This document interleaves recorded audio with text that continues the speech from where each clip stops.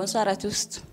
Là, on est au chez AXEM sur un débat qui parle de santé. Et sur le débat, on a des invités comme Awaba, Fatima Taba et une infirmière qui est connue sur le nom de Fatima Tmincher, surtout sur le nom de Hapsa. Et pour parler de santé, on a sur un sujet qui est trop fréquent dans ce monde actuel. Pour commencer, on est vers Hawa. Hawa, comment vous pouvez nous parler sur la planning familiale? Bonsoir Hapsa. En tout cas, merci pour cette invitation. Je suis Hawaba, jeune ambassadrice. Bon, quand on parle de la planification familiale, on parle directement de l'espacement de naissance. Et quand on dit espacement de naissance, on parle de limiter de naissance pour le bien-être de la femme et de son enfant. Merci Hawa. Habs, en tant qu'infirmière, comment tu amènes la planning familiale? Assalamu alaikum. Bonjour, moi je m'appelle Fatima Tmincher, plus connue au nom de Hapsa. Donc je suis une infirmière. Donc comme a dit notre collègue, c'est un espacement de naissance. Comme nous venons de en règle générale, c'est ça. Concernant Hawa, assalamu alaikum, min biyetem ko Ba Fatimata comme jeune ambassadrice et ko fate planification familiale no wayno nabe bini tan planification familiale ko woddinirde jibnirgol sen kali haala woddinirde jibnirgol firtine wadi méthode aji di dettete kadi hanma dettude méthode o podda ko yaade bada ja hedde sage femme wadama dum detta jeewo an hol podde podda dettude wana sabu tan kaari dettide do podde tan an biya dettede podde. Donc planification familiale ko hunde nafoore sa wadi planification familiale ma waw rende sukaabe ma waw toppiraade sukaabe ma kadi ko embi kadi goddinirgol jibinirgol firti nafoore mawni nani hen woddingiro jibina dum ko kalnon kon wodi e joni mi paye Habs e an ko kala e propriété der galle laabal der galle ami laaɓat nder galle so mbi laaɓat nder galle en gaddi hen ko faare cellal c' est à dire so neɗɗo laaɓani wawa sellude e ɗum woni base o neɗɗo koma laaɓa d' abord nde wawa sellude sa laaɓi kadi aɗa wonde ɓesgu ma aɗa wonde yimɓe galle men foof ɗum kadi ko hunde mawde ewa joni noon e nder laaɓal noon wona tan wonde laaɓal nder galle tan en waɗi laaɓal nder galle en waɗi laaɓal boowal to mbawɗa wonde foof dal aɗa foti laaɓde ɗon e ko ɗum woni laaɓal.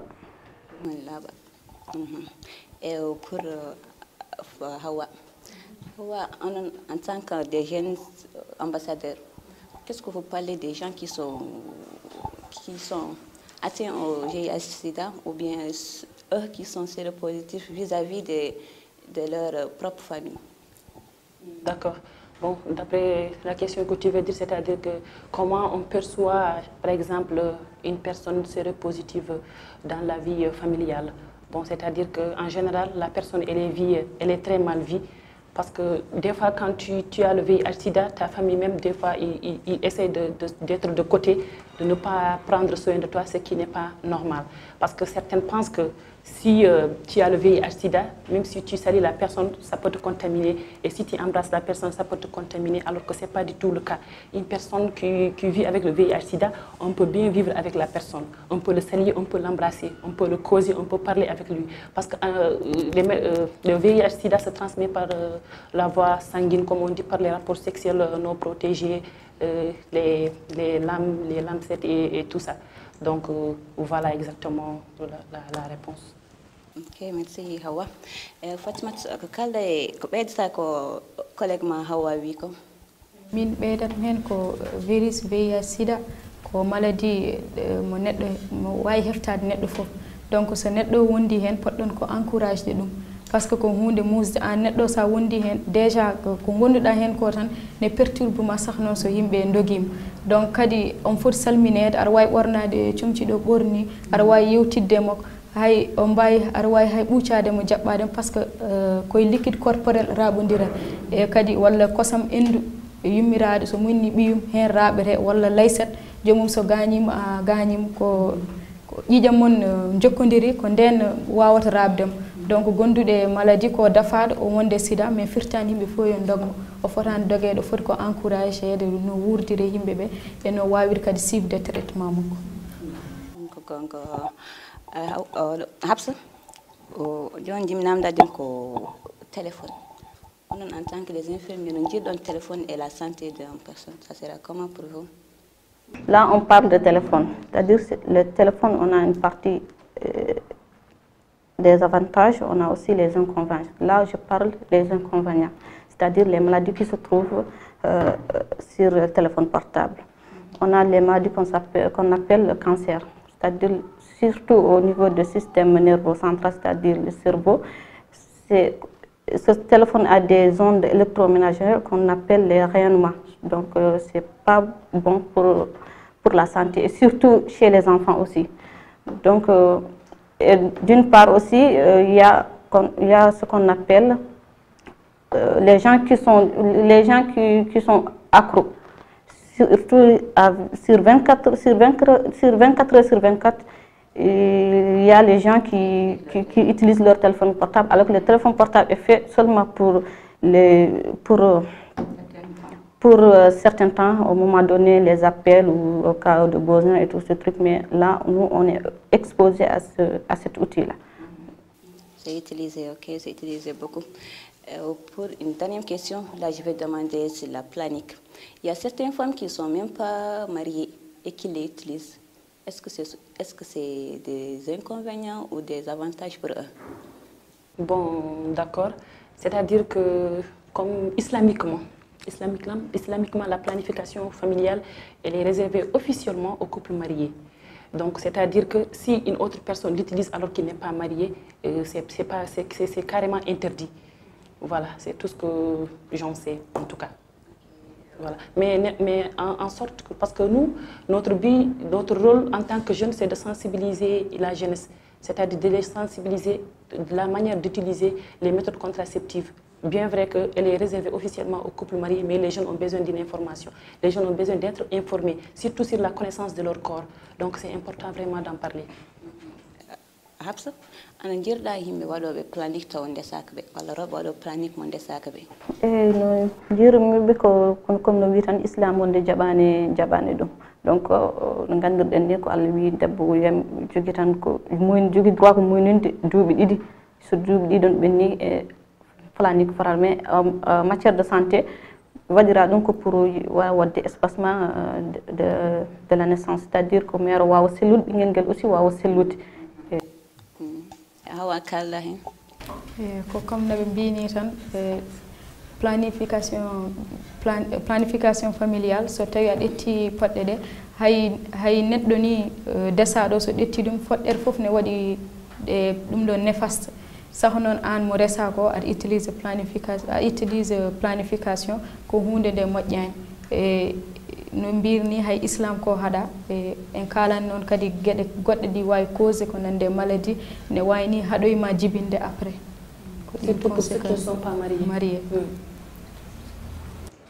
J'aimerais bien revenir sur le sujet planique familial, la partie c'est-à-dire manque de moyens. C'est-à-dire les gens, à chaque fois, ils ont un moyen pour maintenir leurs enfants. Donc, c'est un problème à parler. Ok, pour la dernière question, vous conseillez une femme de prendre les pilules ou vous conseillez la femme de faire un piqûre? Parce que certains disent qu'il y a un piqûre qui est pour 5 ans, et d'autres disent qu'il est pour 3 ans, et d'autres utilisent les pilules. Quels sont les moyens qui sont très efficaces sur la planique? Bon, en Mauritanie, en tout cas, les méthodes les plus utilisées, ce sont les pilules. Mais la femme ne vient pas seulement, on le dit, oui, tu dois prendre les pilules. Parce que c'est pas ça l'essentiel. L'essentiel, c'est quoi?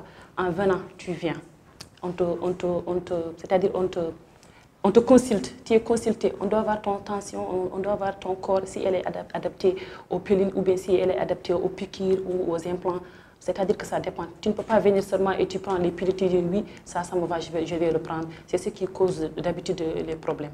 Donc on ne vient pas seulement, on dit à la femme, tu prends les pilules ou tu prends ça, mais il faut d'abord te consulter pour voir ce qui va sur ton corps. Voilà. Pour les pilules et les Bon, piqûres. on a de différentes sortes de pilules, comme ce qu'elle a dit. On a des pilules de comprimés, on a des injectables, on a les stérios, on a aussi... Il y a beaucoup de choses, mais l'utilisation, comme elle a dit, c'est tout à fait différent. C'est-à-dire que chaque personne doit aller se consulter avant de prendre, quel que soit, même si ce n'est pas les contraceptifs, quels que soient les médicaments, on ne doit pas partir aux pharmacies acheter et boire. Donc, avant tout, on doit aller se dépister ou faire des consultations pour voir si le médicament n'aura pas des effets secondaires et tout. Donc, voilà. Pour Fatimat, comment vous le voyez?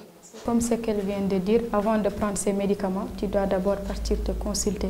Tu dois partir voir une sage-femme qui va te donner des conseils. Ce n'est pas parce que Hawa détide de podde ou détide mbia e uttidi o dañi bandu hankadi on woni confortable que minne kadi sam yehi wi sage-femme o yo tottam podde walla pikir dum non il faut jaha sage-femme o wadanma consultation ƴeew an holko podda dettude wona an no yimbe mbiyatni ay sa yi pharmacie biya horam ne mus tottam dedo podde wala min ko planification badan pikiram a fotani wi non podda d'abord ko consultade sage femme o ƴeew holko podda dettude de pudda non wadde planification familiale.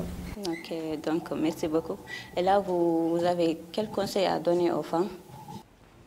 En tout cas, je dirais que c'est vraiment important de planifier, d'espacer les naissances, parce que c'est pour le bien-être de la femme et de l'enfant, parce que ça va permettre à la maman de bien se reposer.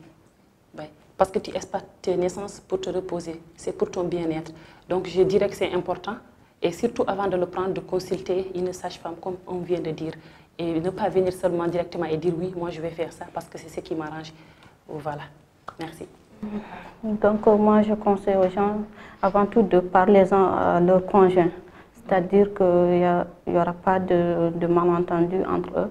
Donc même le mari doit accompagner sa femme, donc lui-même il servira à savoir quelque chose. Donc c'est surtout ça. Fatimat, conseil mam dokkata pour yimɓe min conseil tum tan ko yaɓe mbaɗ planification kadi so mbaɗi yaɓe ƴeew holɗen poɗɗe yadata e ɓalli maɓɓe avant eɓe ɗetta poɗɗe kadi yo mbaɗ consultation kadi yo mbaɗ planification parce que quand tu fais la planification tu garantis une meilleure éducation pour tes enfants.